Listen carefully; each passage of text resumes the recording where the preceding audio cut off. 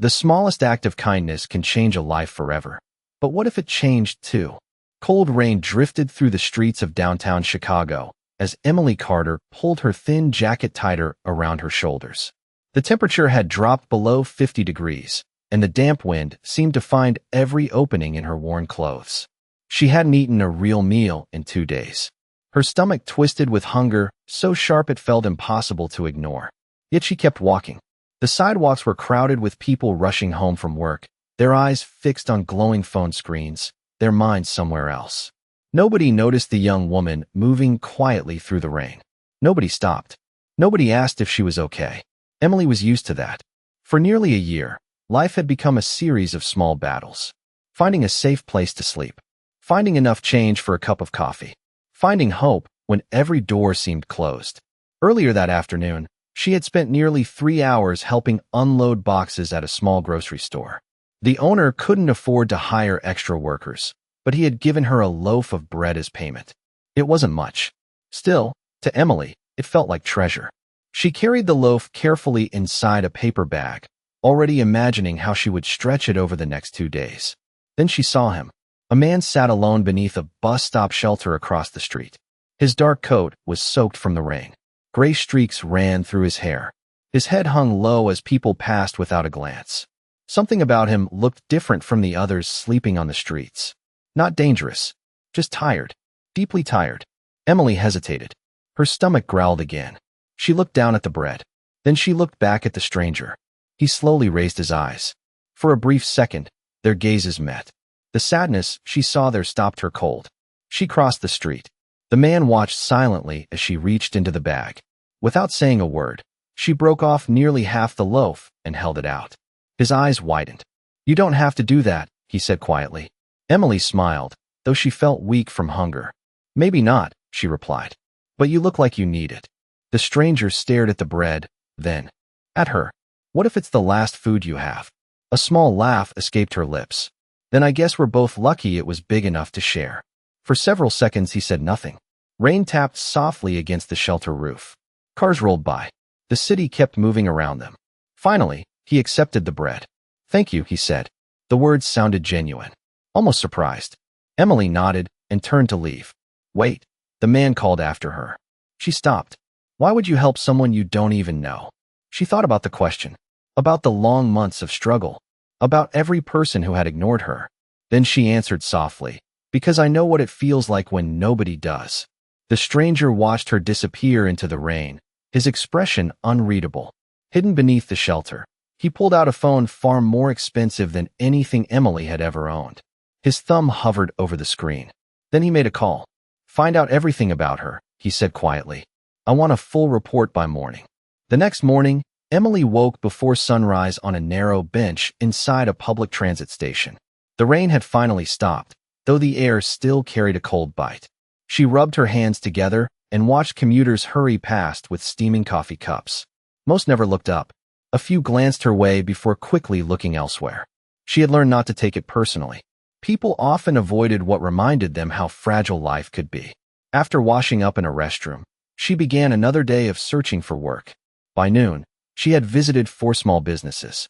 A diner needed experience she did not have. A bookstore was cutting staff.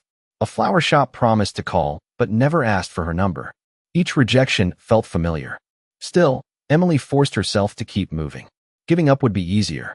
She simply could not afford easy anymore. Across town, inside a private office high above the Chicago skyline, a thick file rested on a polished desk. The man from the bus stop slowly turned each page. School records, employment history, medical documents connected to her late mother, volunteer work at shelters, references from former coworkers.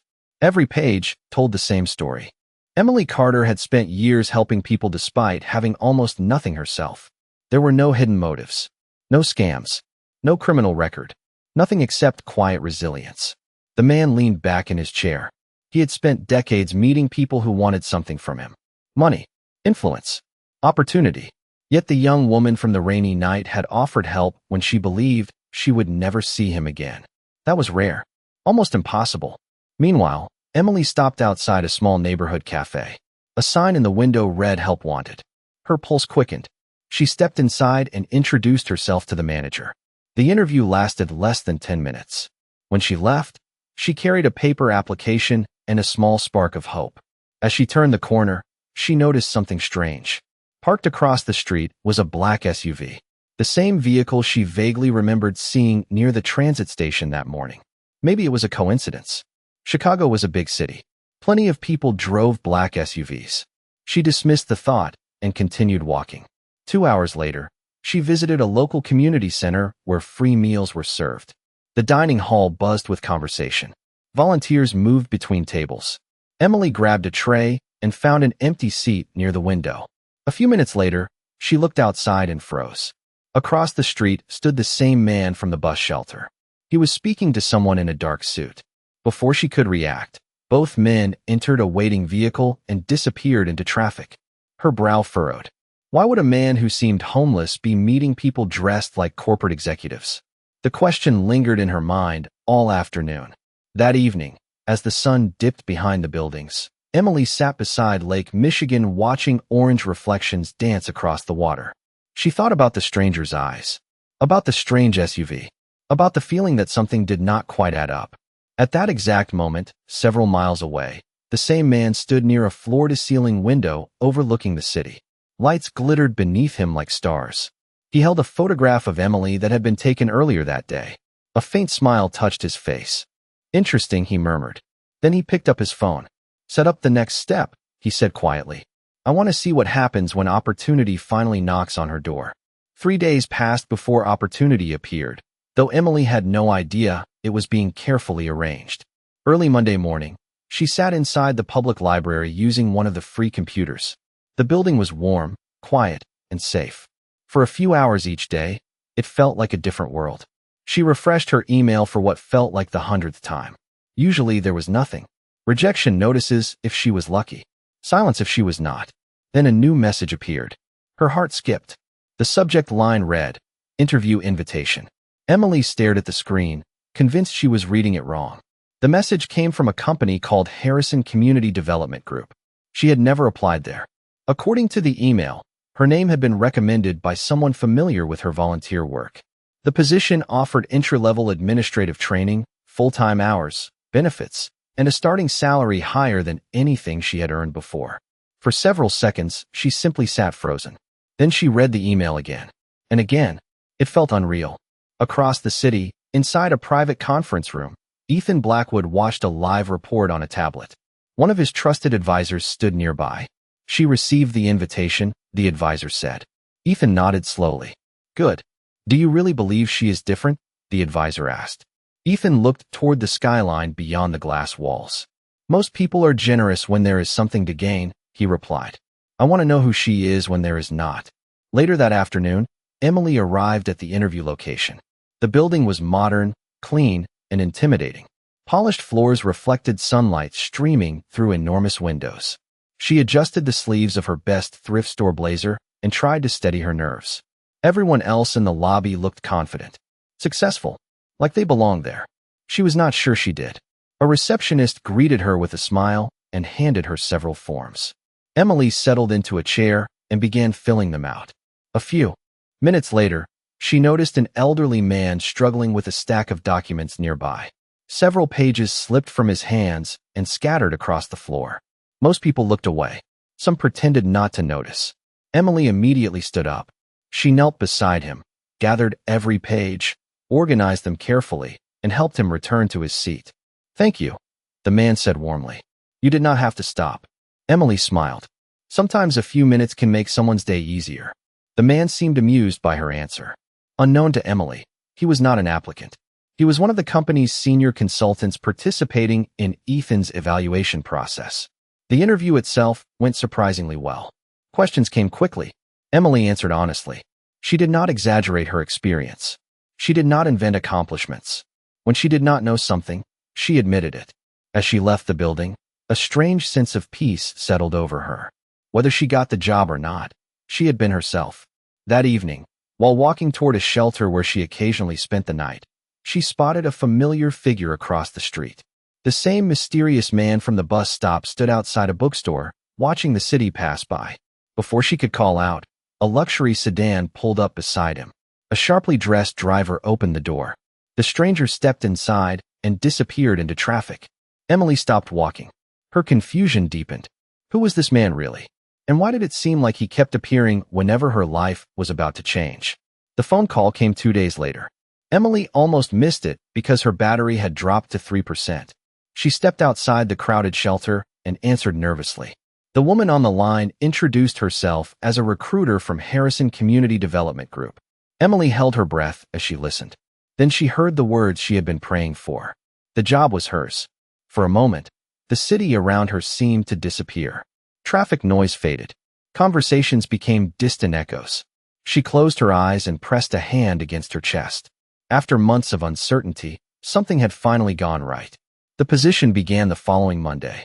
It included health benefits, paid training, and a small relocation stipend. Emily thanked the recruiter 3 times before ending the call. That night, she barely slept. Not because she was uncomfortable. She was used to discomfort. She stayed awake because hope felt unfamiliar. On Monday morning, she arrived nearly 40 minutes early. The office occupied several floors inside a modern building overlooking the Chicago River. Employees streamed through revolving glass doors carrying coffee cups and laptop bags. Emily stood outside for a few seconds, gathering courage before stepping inside. The lobby looked more elegant than any place she had ever worked. Marble floors gleamed beneath soft lighting. Fresh flowers decorated the reception area. Everything felt polished and expensive. She worried she would somehow stand out. During orientation, she met other new hires. Most seemed friendly. Some came from prestigious universities. Others had years of experience. Emily listened carefully, taking notes whenever possible. She knew she had been given a rare opportunity. She intended to earn it. By lunchtime, she was beginning to relax. Then she noticed a familiar face. Across the large cafeteria, seated alone near a window, was the mysterious man she had encountered several times before. He wore simple clothing, nothing flashy. Yet unlike everyone else, he did not seem busy. He simply observed. Emily stared for a moment before gathering enough courage to approach. "Excuse me," she said. The man looked up. Recognition flickered in his eyes. "We keep running into each other." A faint smile touched his face. "It appears we do." Emily hesitated before taking the empty chair across from him.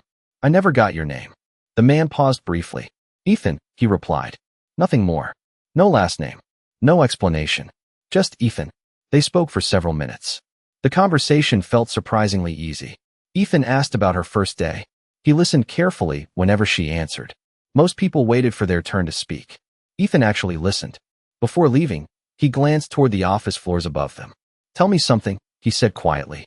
"If your life suddenly changed tomorrow, what would you do first?" Emily thought about the question. "I would make sure nobody who is struggling feels invisible," she answered. "I know what that feels like."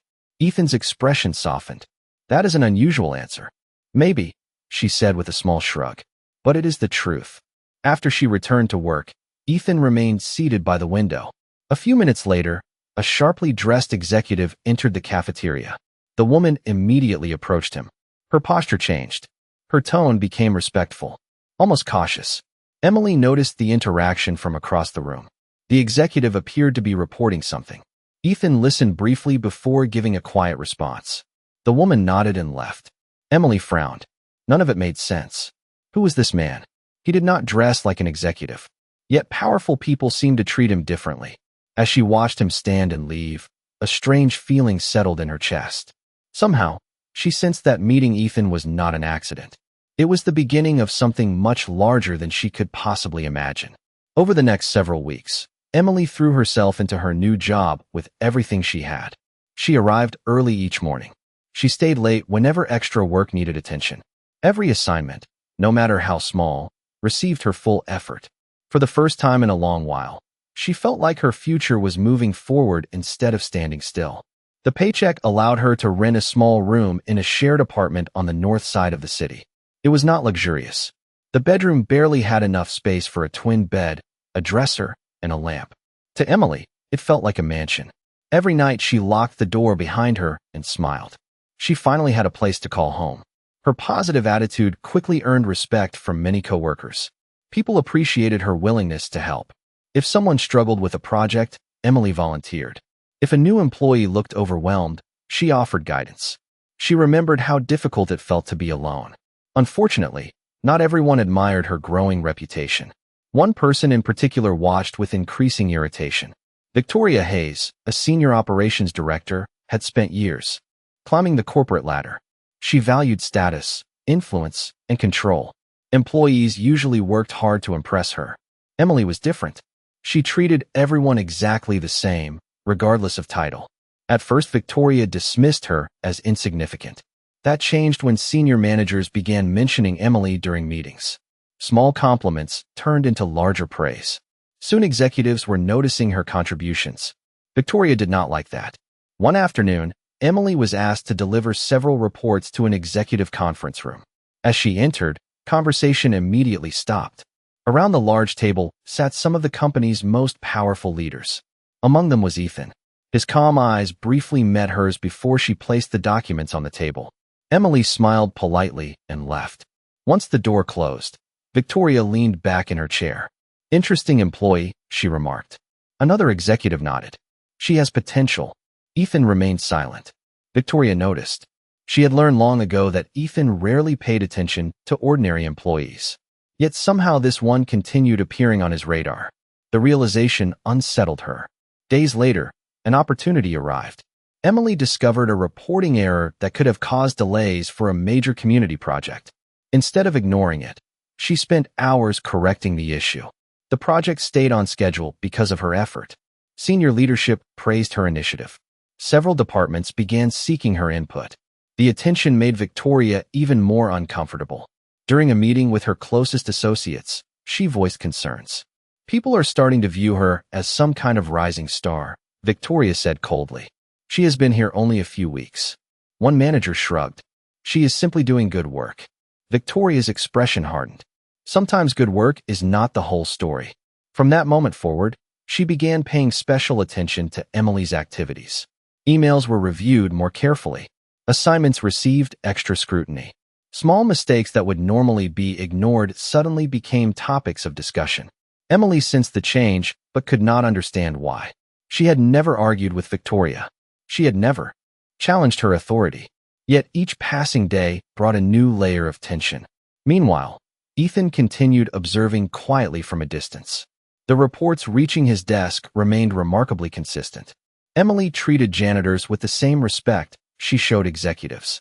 She thanked receptionists by name. She shared credit whenever projects succeeded.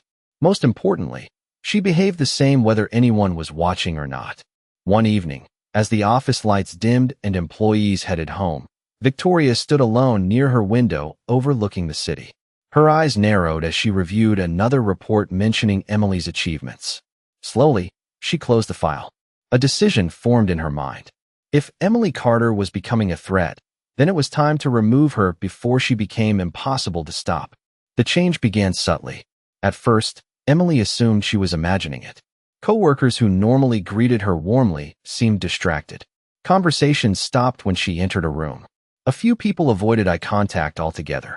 Nobody said anything directly, yet the atmosphere around her felt different. Heavier. Uncertain. She tried to focus on her work. Surely there was a reasonable explanation. Then the email arrived.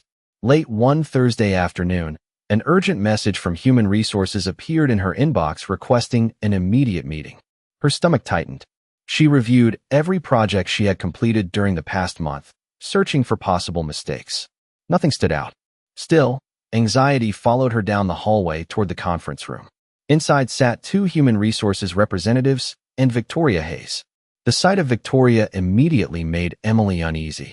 The senior director folded her hands neatly on the table and offered a professional smile that never reached her eyes. One representative cleared his throat. "Emily, concerns have been raised regarding confidential company information." Emily blinked. "I do not understand." A folder slid across the table. Inside were printed emails, internal reports, and system access records. According to the documents, someone using Emily's credentials had viewed restricted files unrelated to her position. Worse, portions of sensitive information appeared to have been shared outside authorized channels. Emily stared at the pages in disbelief. "This cannot be right," she said quietly. "I never accessed these files." Victoria leaned back. The records suggest otherwise. Emily's pulse quickened. There has to be a mistake. The system logs are very detailed, Victoria replied. Computers do not usually make mistakes. The meeting ended with a temporary suspension pending further review. Emily walked out feeling as if the floor beneath her had disappeared. She had spent months rebuilding her life. Now everything seemed to be unraveling. Over the next several days, the situation only worsened. Rumors spread throughout the company. Some employees defended her. Others assumed the accusations were true. The uncertainty damaged the trust she had worked so hard to earn. Every hour felt heavier than the last. Desperate for answers, Emily reviewed her recent activities repeatedly. She checked old emails, project notes, and schedules. Nothing explained what was happening. The evidence against her looked convincing. Too convincing. Meanwhile, Victoria appeared calm, confident, almost relieved. One evening, Emily sat alone in her small apartment, staring at the city lights outside her window. The room that once felt like a symbol of hope now felt frighteningly temporary. If she lost her job, she would lose everything she had worked to rebuild. Her phone buzzed unexpectedly. A message appeared from an unknown number. Meet me tomorrow. Noon. Grant Park. No signature followed. Emily hesitated. Something about the message felt familiar. Curiosity eventually won. The next day, she arrived at the park just before noon. Wind rustled through the trees as people crossed the pathways carrying lunch bags and coffee cups. Then she saw him. Ethan sat quietly on a nearby bench overlooking the fountain. Relief washed over her. Somehow, seeing a familiar face made the burden feel lighter. She sat beside him without speaking. For several moments, neither said a word. Finally, Ethan turned toward her. You look tired. Emily laughed softly, though there was little humor in it. That is because my life is falling apart. Ethan studied her carefully. And if everyone stops believing in you? Emily looked toward the water. Her voice remained steady despite the fear in her heart. Then I will keep telling the truth until someone finally listens. Ethan nodded slowly. Something unreadable passed through his eyes. Then he stood. Do not give up yet, he said quietly before walking away. Emily watched him disappear into the crowd, unaware that the most important battle of her life had already begun behind the scenes. Monday morning arrived with a sense of finality Emily could not shake. The company had scheduled a special executive review meeting to discuss the investigation. Although she had not been officially terminated, everyone understood what was coming. The evidence appeared overwhelming. Her suspension remained active. Most people assumed the outcome had already been decided. Emily stood outside the towering office building and stared up at the glass reflecting the gray Chicago sky. Just a few months earlier, she had walked through those doors filled with hope. Now she wondered if she would ever enter them again. Inside the executive conference room, department heads gathered around a massive polished table. Quiet conversations drifted through the air. Victoria Hayes appeared especially confident. She reviewed documents with calm precision, occasionally exchanging satisfied glances with several colleagues. Everything seemed to be unfolding exactly as she expected. Emily was escorted into the room shortly before the meeting began. Dozens of eyes followed her. Some looked sympathetic. Others appeared skeptical. She took a seat near the far end of the table and folded her hands tightly in her lap. Her heart pounded, yet she refused to lower her head. She had done nothing wrong. Even if nobody believed her, she would not betray the truth. One executive began presenting findings from the investigation. Charts appeared on large screens. Login records, access reports, internal communications. Each new slide seemed to strengthen the case against her. Emily listened in silence. The room felt colder with every passing minute. Finally, Victoria stood. Based on the available evidence, she said smoothly, I believe we have reached an unavoidable conclusion. Several executives nodded. Emily felt her stomach tighten. This was it.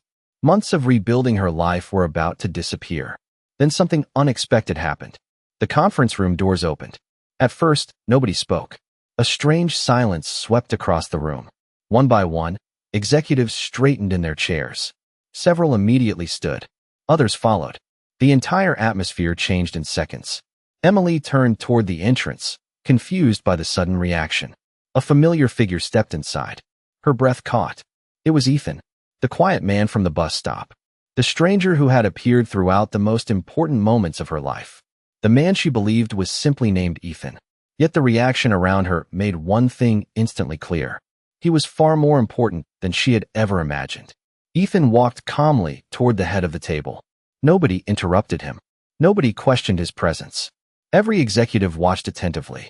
Victoria's confidence vanished so quickly that Emily almost did not recognize her expression. Ethan stopped beside the main presentation screen and looked around the room. "Before this meeting continues," he said evenly, "there are several facts everyone needs to hear." The room remained completely silent. Emily could hear her own heartbeat. Ethan pressed a button on a remote device. The presentation instantly changed. New documents appeared. Security reports. Audit findings. Internal communications that nobody else seemed to have seen before. Confusion spread across the faces around the table. Victoria's expression slowly drained of color. For the first time since the investigation began, uncertainty entered the room. Emily stared at the screen, unable to understand what was happening. Then Ethan looked directly at her. His eyes held the same calm kindness she remembered from that rainy night. "This story," he said quietly, "is not what it appears to be." No one moved. No one spoke. Every eye remained fixed on the screen as Ethan Blackwood stood at the head of the conference table. The silence felt almost unreal. Emily sat frozen in her chair, struggling to process what she had just learned. Ethan was not an ordinary employee. He was not a consultant. He was not a visitor. He was Ethan Blackwood, founder and owner of the entire organization. The realization hit her like a wave. Suddenly, every strange encounter made sense. The luxury vehicles, the executives treating him with unusual respect, the unanswered questions. Across the room, Victoria Hayes looked as though the ground had shifted beneath her. Ethan pressed another button. New information appeared on the screen. Detailed security reports filled the display. Independent audits. Internal investigations. Digital records verified by outside experts. The evidence painted a completely different picture from the one presented earlier. A senior technology officer stood and cleared his throat. "The review confirms that Emily Carter never accessed the restricted files in question," he announced. Murmurs spread through the room. Several executives exchanged stunned glances. The officer continued.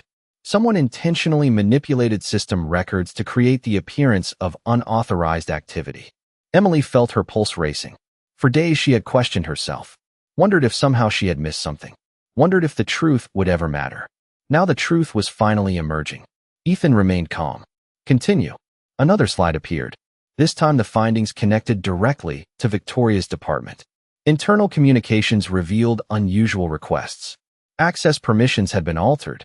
Oversight procedures had been bypassed. Multiple employees had raised concerns that were quietly dismissed. The pattern was impossible to ignore. Victoria attempted to speak. "There must be some misunderstanding." Ethan turned toward her. His expression never changed. "The investigation lasted 3 weeks," he replied. 3 independent teams reviewed the evidence. There is no misunderstanding. The room fell silent again. Several board members reviewed documents placed in front of them. The conclusions were clear. Emily had been framed. Every accusation against her had been built on manipulated information designed to damage her reputation. One board member shook his head slowly. "This should never have happened." Another executive looked directly at Emily. "You have our sincere apologies." Emotion tightened her throat. She wanted to respond, yet words refused to come.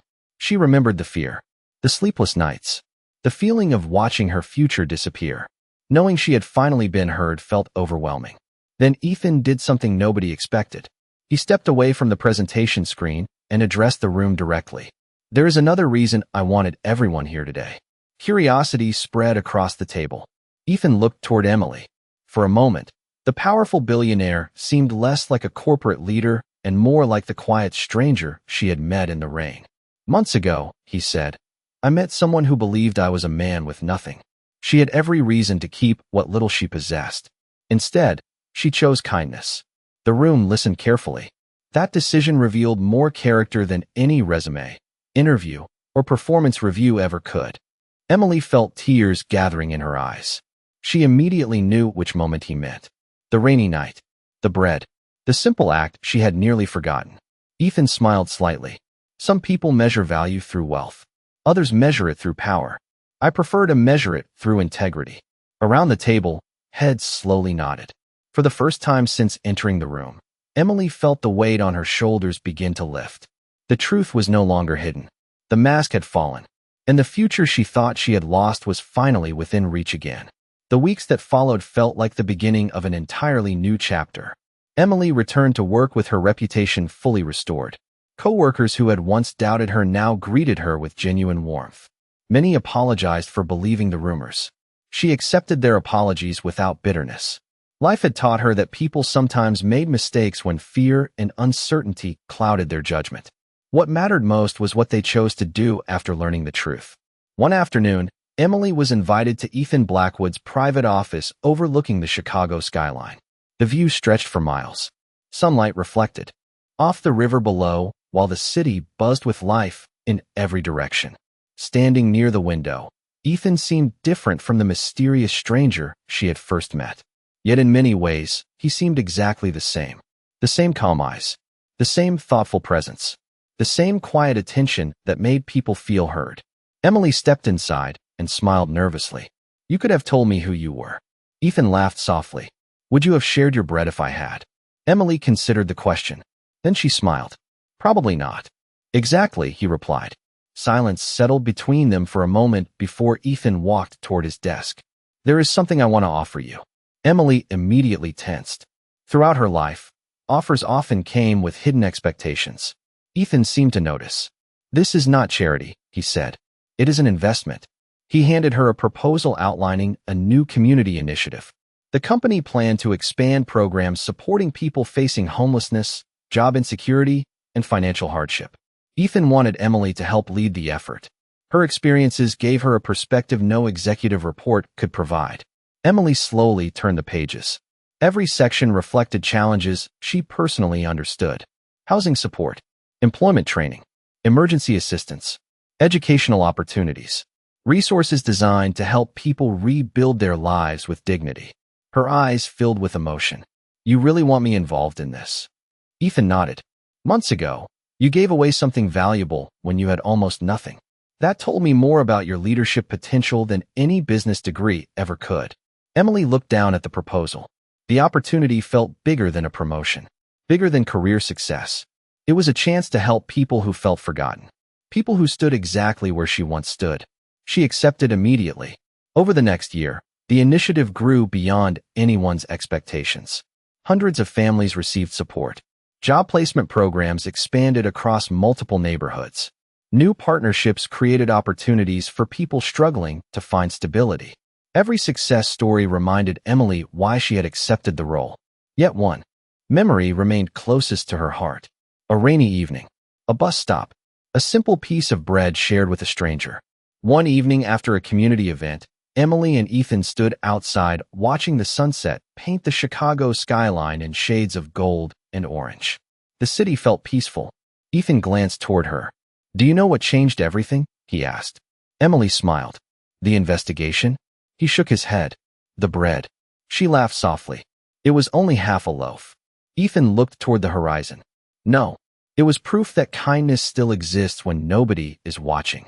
Emily followed his gaze. For a long moment, neither spoke. They simply stood there, watching the city move beneath the fading light. She had once believed that kindness was something people gave away. Now she understood the truth. Kindness does not make life easier overnight. It does not guarantee success. Yet sometimes, when offered at the exact right moment, it can change a stranger's future. And sometimes, without warning, it can change your own.